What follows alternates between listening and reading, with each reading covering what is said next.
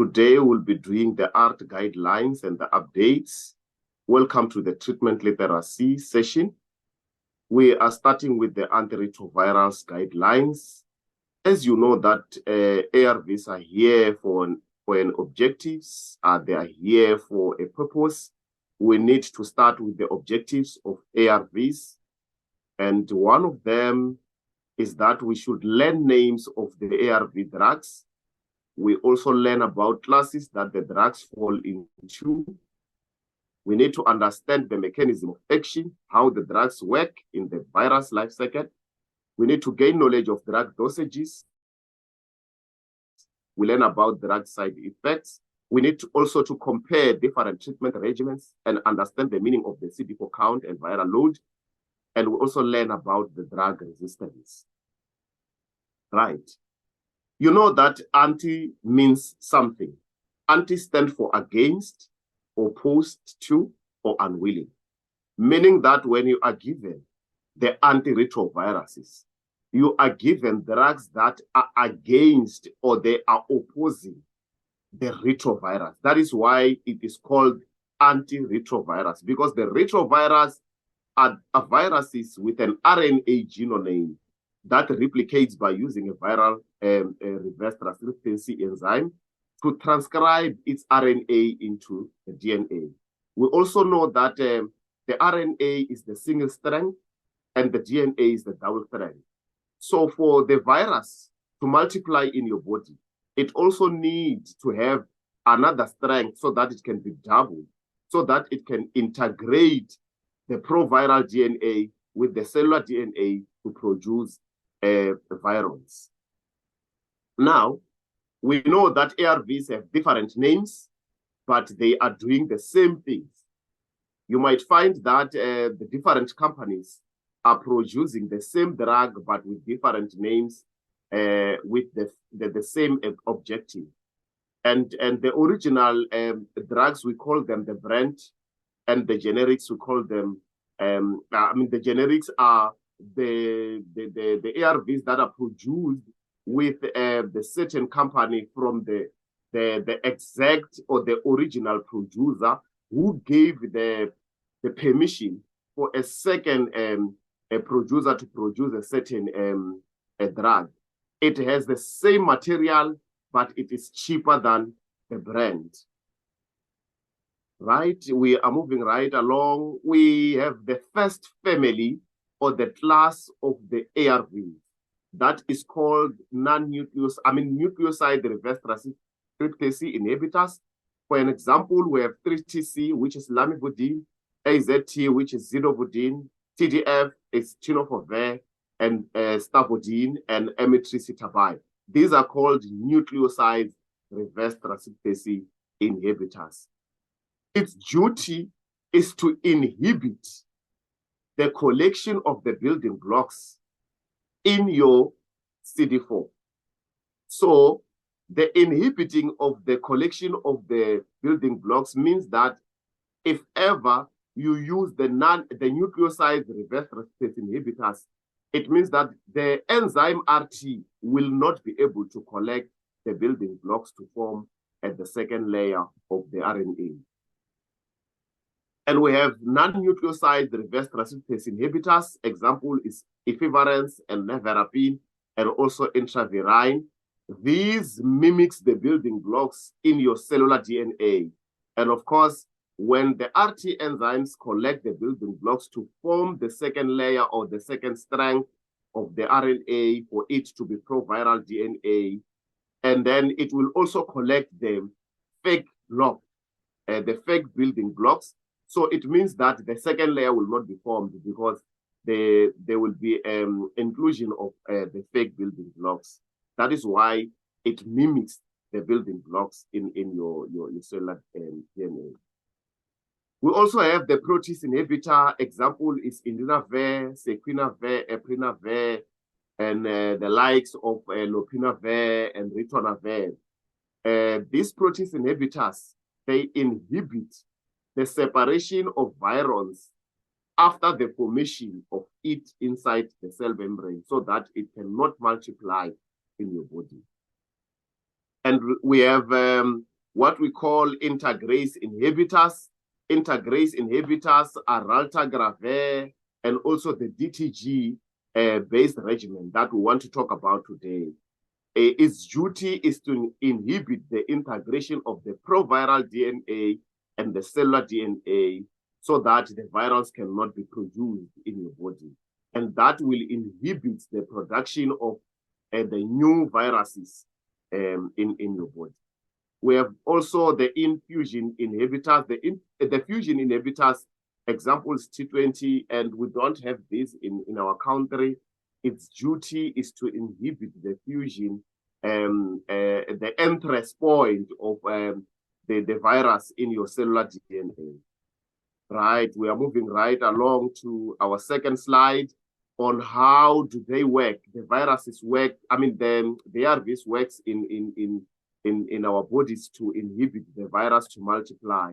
One, as we have explained, that the nucleoside reverse transcriptase binds the reverse transcriptase, which prevents the viral RNA from converting into double-strength DNA. This prevents the virus from replicating.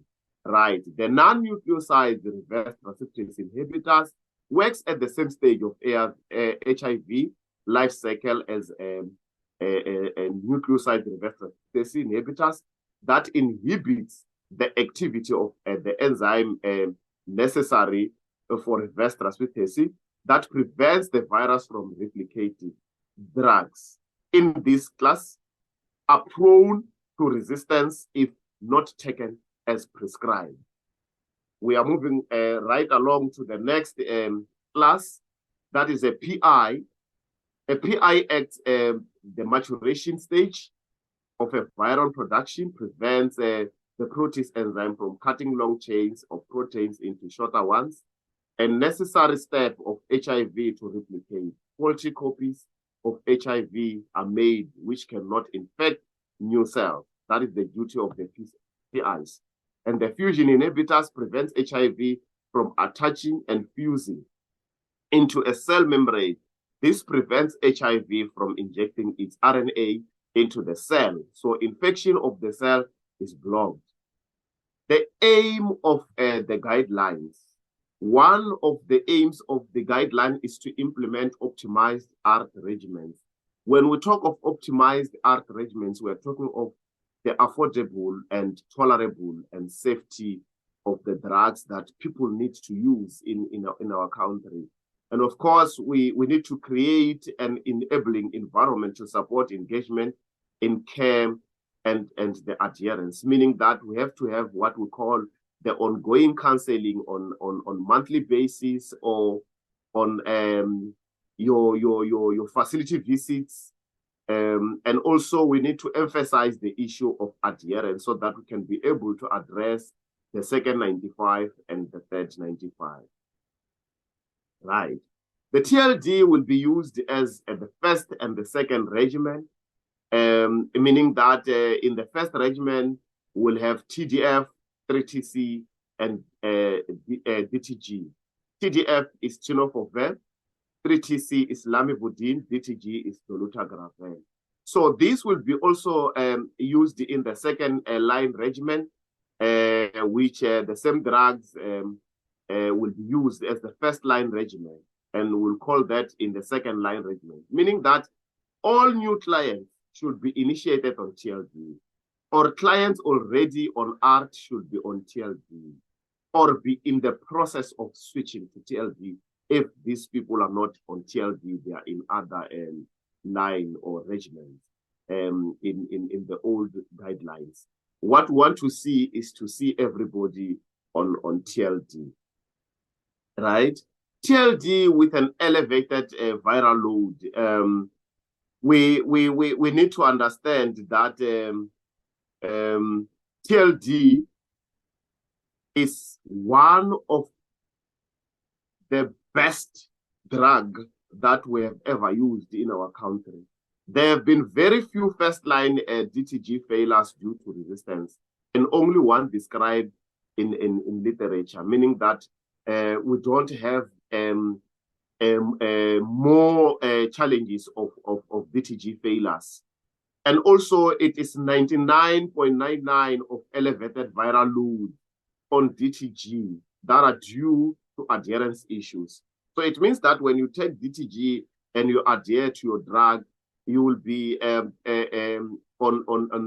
preventing the escalation of the viral load in your body, meaning that we'll be addressing the third 90, whereby everybody who is on treatment must be virally suppressed. And of course, that is what we want to address by talking about the TLD regimen. DTG has the fastest time to achieve a viral suppression.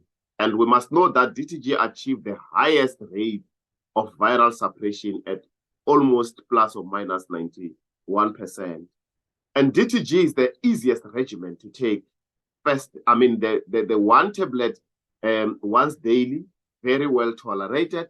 That is why we said we need an optimized regimens or drugs in South Africa, meaning that we only want take one drug a day, and it is very well tolerated. It does not have major side effects, and it has less resistance.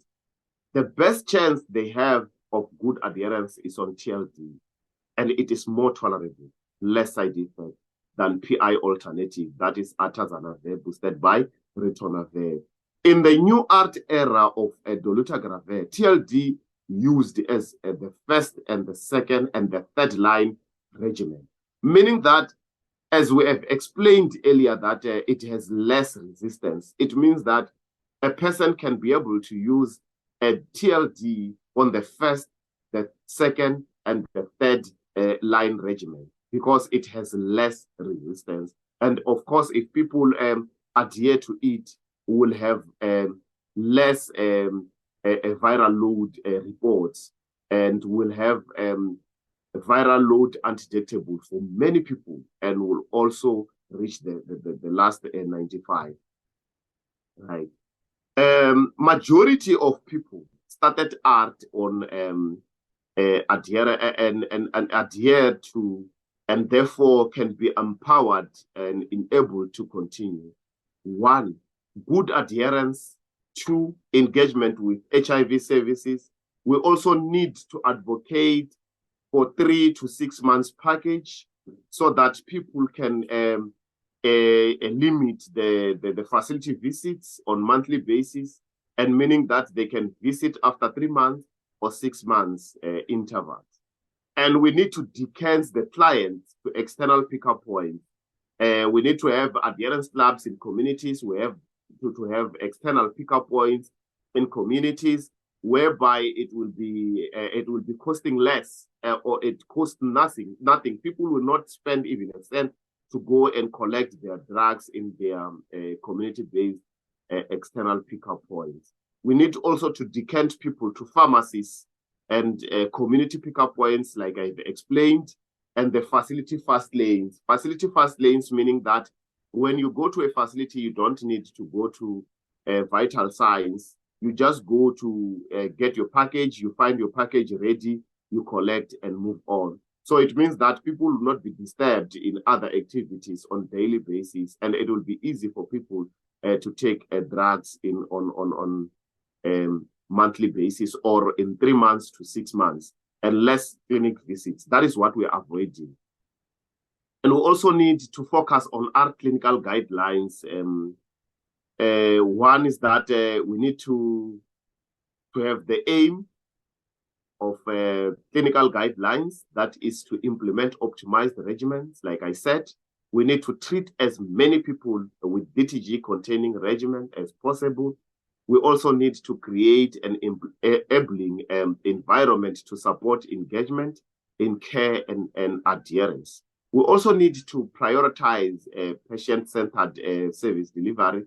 Service delivery or patient-centered service delivery, it means that people will need to have the community-based external pickup points. And this will make things easier for everybody to collect the drugs. And that is what we want as an organization. And of course, as South Africa, I hope we'll be happy to have as such in our communities to simplify the way people are collecting drugs on on daily basis. And of course, this will also limit the long waiting time and also the issues of complaining of staff attitudes and shortage of staff in facilities, because we'll be able to decrease the number of those who are visiting facilities. So we also need to focus on ART also to identify the adherence challenges earlier. We need to reduce unnecessary visits and increase convenience, that is clinical and ART refill.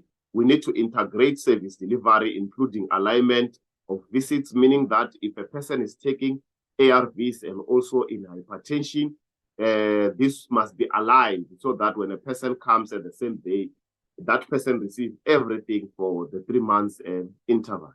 And if ever the person will also be using the contraceptives, it means that the person must be given also the contraceptives for 3 months. And empower clients with the knowledge and skills they need. You know, we need to talk about the names of the ART. We also need to talk about the side effects of drugs. We also need to talk about the importance of adhering to drugs. That is called ongoing counseling. That will be empowering clients with the knowledge and skills they need.